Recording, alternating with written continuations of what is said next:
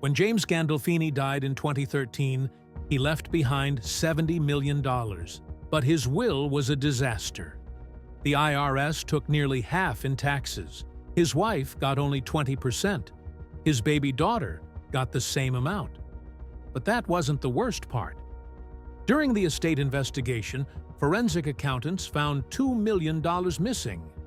The money had been flowing to 3 mystery women through secret accounts. For years, $100,000 a month disappeared into the Cayman Islands. His family hired the FBI. The legal bills hit $2 million. Someone even questioned his son's paternity. The truth about those missing millions is still hidden. James Joseph Gandolfini Jr. was born on September 18, 1961, in Westwood, New Jersey, the youngest of 3 children in a working-class Italian family that never tried to hide where they came from. His father, James Sr., had come from Borgo Val di Taro near Parma as a toddler and worked all his life, first as a bricklayer, then as a cement mason, and finally as a head custodian at Paramus Catholic High School. He had a Purple Heart from World War II, but didn't talk much about it. His mother, Santa, was born in the States but raised in Naples, and she ran the high school cafeteria, proud of her title as head lunch lady. At home, his parents spoke Italian to each other but never taught it to the kids. They wanted them to sound American. His dad would mow the lawn in sandals and black socks, with tarantella music blasting from outdoor speakers, while his mom looked on, half horrified, half resigned. The house was loud and proud and embarrassing, but it was real. When James was still young, they moved to Park Ridge, where he went to high school and graduated in 1979. He played basketball wearing number 45 and acted in school plays like Arsenic and Old Lace. He was popular, had charm, and got voted best looking and class flirt in the yearbook.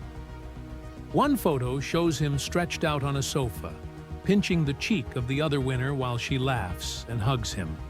But even with the jokes and the smiles, there was already something else underneath.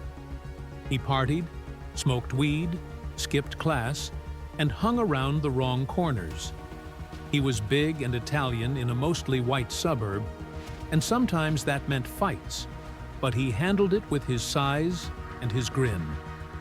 The mix of charm and edge, humor and hurt was already there. It never really left. He didn't want to go to college, but his mom pushed him hard, so he ended up at Rutgers in New Brunswick in the fall of 1979. He lived in Tinsley dorm, called himself Buck, and fell straight into the party scene. The very first night, there was a 5-keg party, and that was it. He later told James Lipton, "I said, what was I fighting about?" He took classes in communications but worked as a bouncer at Ryan's Pub on George Street, keeping the nights loud and the money flowing. Then, when he was 19, everything cracked. His girlfriend, Lynn Jacobson, who he'd been with for 2 years, died in a car crash. She was gone just like that, and something in him changed.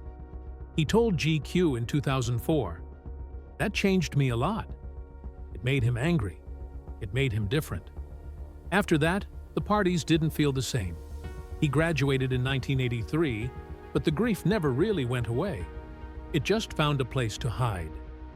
He moved to Manhattan with no real plan, just dreams. He thought maybe bar and nightclub work could turn into something bigger. He bartended, bounced, managed a few clubs, and lived through the chaos of 1980s nightlife. It was fast, messy, and loud, but it paid the bills. Then, at 25, he went with a friend, Roger Bart, to an acting class. He didn't expect anything, but something about it got under his skin. One exercise, threading a needle, left him shaken. He didn't like how it made him feel, and that's why he kept coming back. He started studying under Catherine Gately at the Gately Pool Conservatory and learned the Meisner technique. He rented a small walk-up in Hell's Kitchen, scraping by while diving headfirst into acting. He was broke, but focused. The years he'd spent watching drunks and dealers in nightclubs gave him a weird education in human nature. He was learning how men think, how they lie, how they hurt, how they hold it all in. It would show up later in everything he did on stage and screen. To make rent, he took construction jobs. One of them almost killed him. He fell from scaffolding and landed hard. He could have broken his neck. That fall was a warning. He didn't want to die on a work site. He wanted to act. In 1988, he finally landed a real theater role in an off-Broadway revival of On the Waterfront, playing a dock worker. It felt right. That same year, he also did a low-budget student film playing a pimp named Mike. He made maybe a few $100, but it was his first time on camera. Then in 1992, things started to shift. He got cast in a Broadway revival of A Streetcar Named Desire with Jessica Lange and Alec Baldwin. He played Steve Hubble and understudied the role of Mitch. It was intense. The run lasted 120 performances. Alec Baldwin got a Tony nomination. Gandolfini got noticed, but he clashed with the director Gregory Mosher. Mosher hated Gandolfini's improv style and almost fired him for refusing to stick to the script. Still, he stayed, and his co-star, Aida Turturro, would later play his sister on The Sopranos. But the money wasn't much. Right after that, in 1993, he took a role in Hustler off-Broadway, playing a pool shark named Eddie in a tiny Manhattan theater. It paid $500 a week. He lived on ramen and kept working part-time as a nightclub bouncer just to make it. He did 8 shows a week, then drank to cope. He earned his first SAG card from that job, the start of something official. But he was also slipping. After some shows, he'd go out and binge on cocaine. One night, during his run in Streetcar, he woke up in a stranger's apartment on the Upper West Side with no memory of how he got there. His co-stars were scared. He'd miss rehearsals, show up high, and sweat through scenes. Sometimes he locked himself in the bathroom between acts, shaking and crying. But the directors kept him because he was raw and real. No one else could bring that kind of pain to the stage. And that pain was real. He couldn't fake it. The stress caught up fast. In 1995, he was cast in early workshops for God of Carnage, but walked out of rehearsals without warning. Stage fright had taken over. He was 6'1", loud, and already being typecast as the angry guy.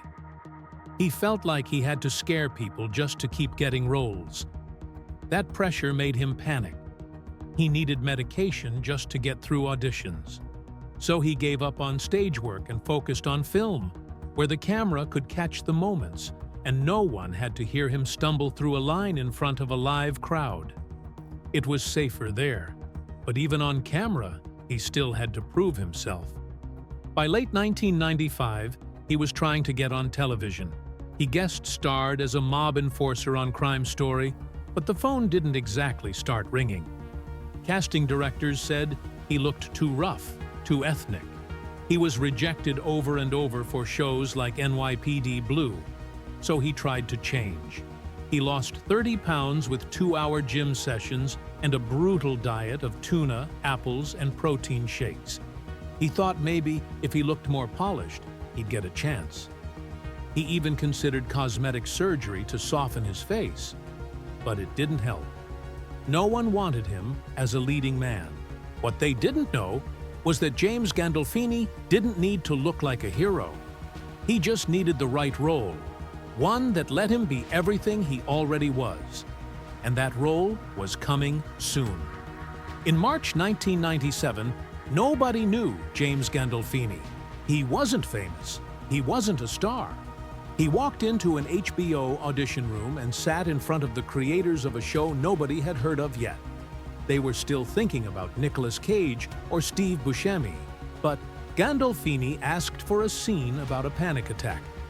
When he did it, his hands shook, his breath caught, and something real happened. He wasn't acting. He was remembering. He had panic attacks too. That moment changed everything. He got the role. Tony Soprano was his now, but he almost walked away from it twice. The violence scared him.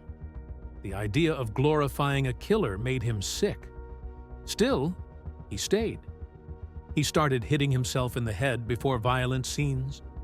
He'd stay awake 2 or 3 nights in a row to make himself tired and angry. He trained in the Meisner technique for 2 full years just to control the rage that lived in him. Then he wrapped himself in Tony's bathrobe and never really took it off again. On January 10, 1999, The Sopranos premiered to 4.6 million viewers. It exploded. HBO was suddenly the king of television. But Gandolfini was falling apart. He went to real therapy to dig up memories that would make Tony deeper, and what he found wrecked him. He cried between scenes. He stayed in character so deeply that co-stars said they were scared of him. For one hospital scene, he shoved sharp rocks under his gown so the pain would be real. Edie Falco once said he told her, "They don't understand what this does to me." His panic attacks got worse. The character was becoming him. Or maybe he was becoming the character. In September 2000, he won his first Emmy. But behind the camera, things were out of control. While filming the Pine Barrens episode in Season 3, he was high on cocaine so often the episode took 12 days to shoot. It cost HBO $100,000 a day in delays. He vanished from set. Edie Falco had to cover for him. HBO's CEO said they were afraid he wouldn't survive. They didn't know if they'd have a show the next day. Still, that same episode got an Emmy nomination. He was giving the best performance of his life while killing himself slowly. By 2001, his real life started looking like Tony's. In Season 3, Tony gives his girlfriend Irina $75,000 to leave him. Around that same time, Gandolfini was being accused of cheating, fighting with writers, and throwing tantrums on set. He yelled for more human scenes, less violence. He couldn't separate Tony's broken love life from his own. He'd curse at himself during scenes. He forgot lines. He asked script supervisors to feed him his next words. He wasn't just playing Tony anymore, he was stuck in him. The Emmy wins kept coming. He won again in 2003, again in 2004, but the cost was getting higher. After a brutal divorce hearing in March 2003, he punched a mirror in his hotel room and needed 12 stitches in his hand. They had to delay shooting, while makeup artists figured out how to hide the damage. He'd shadowbox in his trailer for hours before filming violent scenes. Sometimes he wouldn't speak for hours on set, just sat silently in Tony's energy. People didn't know how to be around him anymore. On June 6, 2004, the Season 4 finale Whitecaps aired. It featured a 20-minute fight between Tony and Carmela. It wasn't scripted.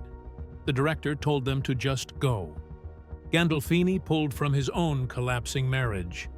Both he and Edie Falco broke down crying during the scene. Crew members left the set. Falco thought he was having a real breakdown. He didn't go to the Emmy party that night. Instead, at 3 a.m., a bartender at the Sunset Tower found him drinking alone. "I can't face anyone," he said. "That scene ripped my guts out." By October 2003, HBO couldn't take it anymore. He'd missed 3 days in a row filming the episode Pie Oh My. He was drinking a fifth of vodka every day, using cocaine, and barely showing up. They staged another intervention at Silver Cup Studios. This time, creator David Chase and co-stars Lorraine Bracco and Edie Falco were there. Gandolfini screamed again, "Fire me then! See how your fucking show survives!" He stormed out, punched a catering table, and left. Bracco found him crying in his car. The next day, HBO gave him a $3 million bonus and sent him to a $50,000 per month Malibu rehab. He came back clean after 2 weeks, But something was different. He started watching his back. He didn't trust the people around him anymore. In January 2005, he won a Golden Globe. But the rumors got worse. That same year, during filming of Season 6, he body-slammed writer Nick Santora for cutting a dream scene he loved. Security footage existed, but HBO buried it with a $75,000 settlement. At the Globes, Gandolfini gave a strange speech and thanked therapy dogs. Later, he told Rolling Stone that his panic attacks weren't acting. After 9/11, crowded spaces gave him real anxiety. Tony's therapist wasn't just fiction. She was based on his real doctor, Dr. Rachel Klein. He'd been seeing her since 2001 for trauma and addiction. In 2005, while filming Romance and Cigarettes, he gained 50 pounds, reaching 320. He had diabetes now.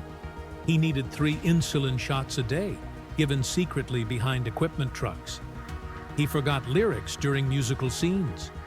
During a dance number, his sugar spiked and he collapsed. The film had to add a $200,000 medical rider just for him. Still, he told director John Turturro that the wait was right. "He's a guy who's given up on life," he said. On June 10, 2007, the finale aired. 11.9 million people watched. Gandolfini didn't want it to end with silence. He wanted closure, but he gave in. On the last day of shooting, at Holston's in New Jersey, he cried and hugged the cast. He looked like a man mourning his own life. The scene took several takes because he couldn't stop weeping. Creator David Chase later said Tony was supposed to die in the Lincoln Tunnel, but he changed it to the diner. The screen went black for exactly 10 seconds.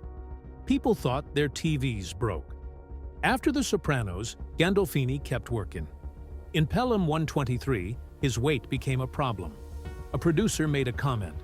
Gandolfini walked off set and shut down filming for a whole day.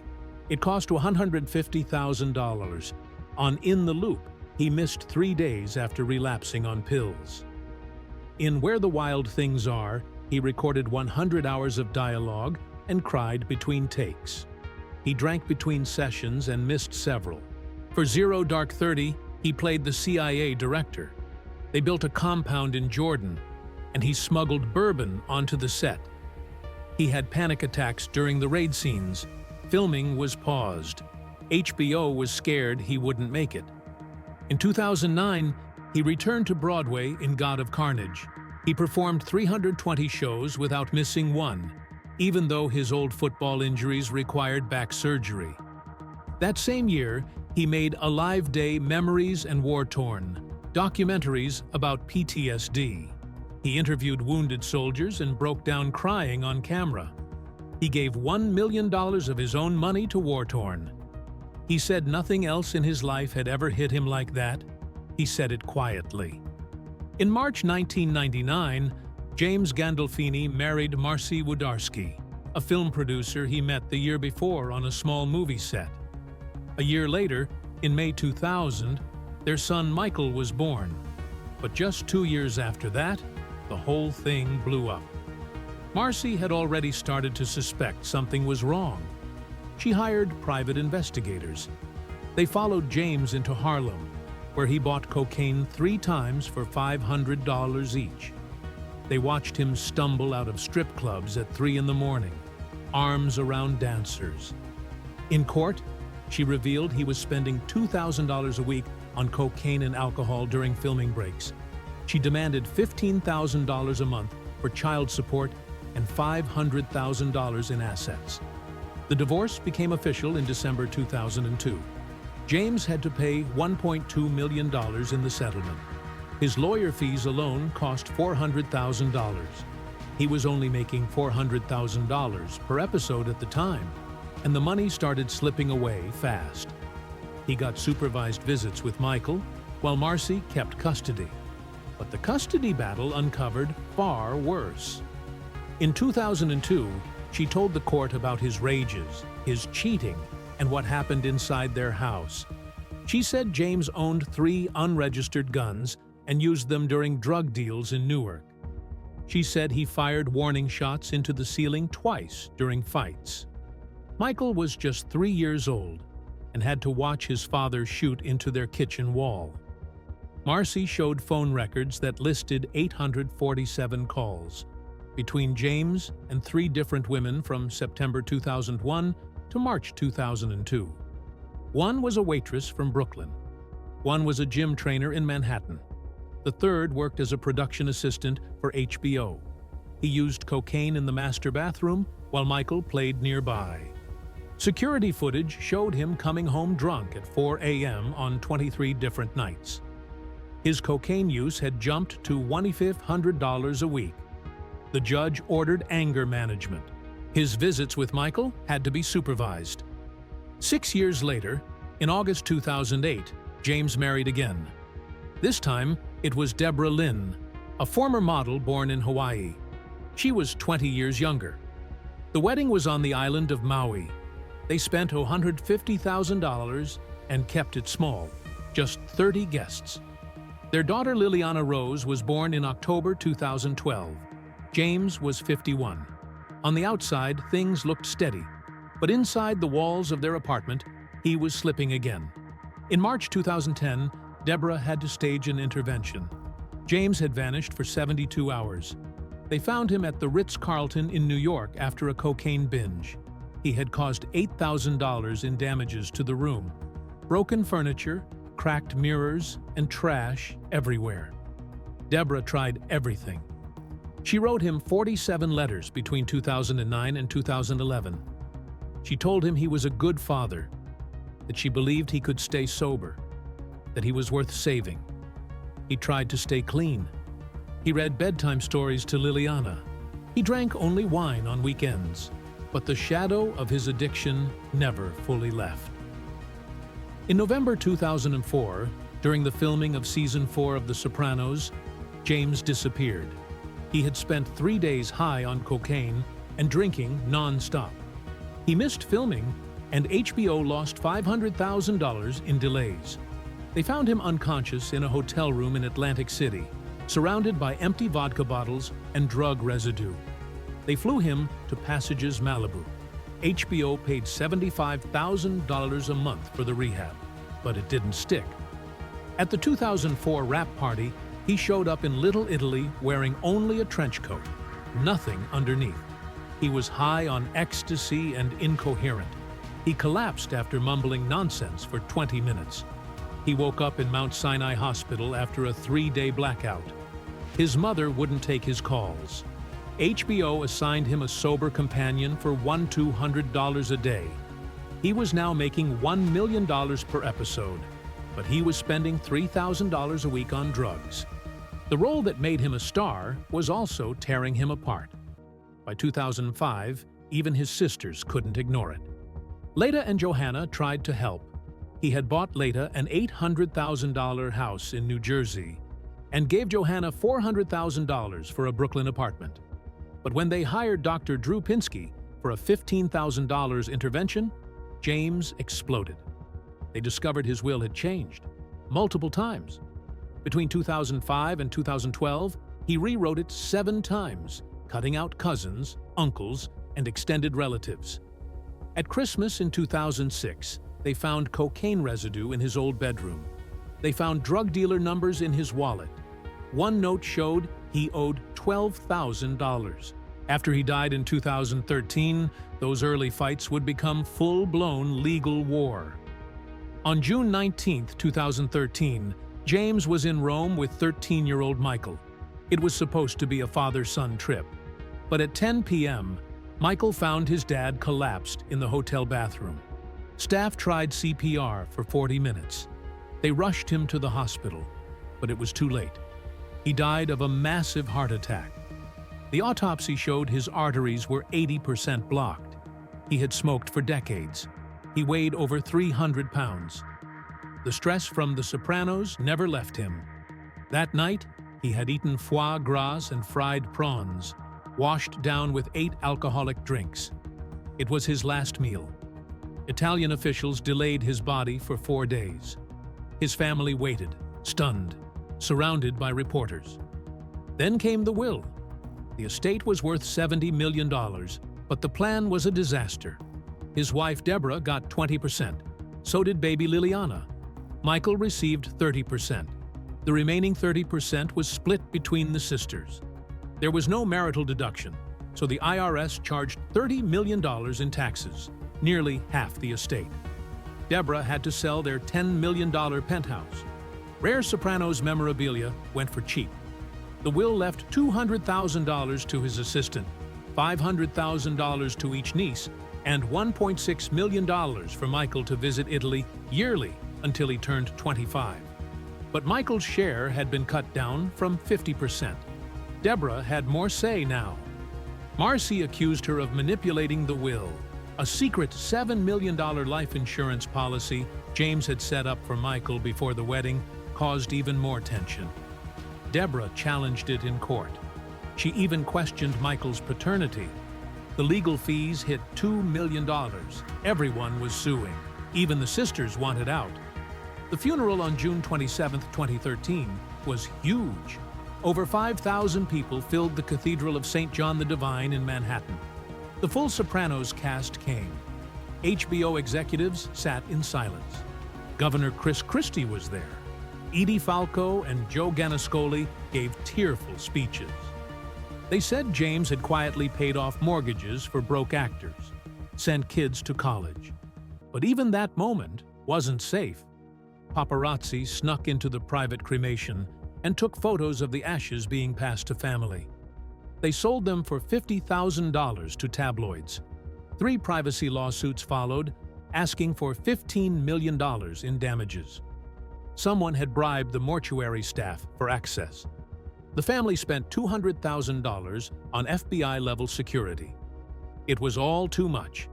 James Gandolfini, who played the most paranoid man on television, couldn't even rest in peace. What no one saw was how deeply James hated what Tony Soprano had become. He won 3 Emmys and 3 SAG Awards. The character made TV history. But in 2001, he said, "My mobster days are over. It's starting to bother me."